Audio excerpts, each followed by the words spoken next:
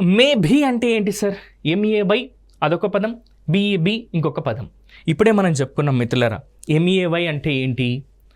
భవిష్యత్తులో జరగబోయే దాన్ని ఊహించి చెప్పడానికి, పర్మిషన్స్ని ఇచ్చేందుకు, పర్మిషన్స్ తీసుకునేందుకు మనం ఎంఏవై మే అనేటటువంటి మోడల్ వర్బ్ని యూజ్ చేస్తాం.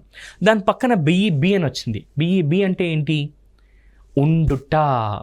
ఉండుట అని అర్థం. బిఈబి అంటే ఉండు లేదా ఉండడం లేదా ఉండుట అనే మీనింగ్ వస్తుంది బిఈబి అని అంటే. మరి మే భీ అంటున్నాం. భవిష్యత్తులో జరగబోయే దాన్ని ఊహించి చెప్పడానికని ఒక పదం వస్తుంది, బిఈబి అనేటటువంటి ఇంకొక పదం వస్తుంది.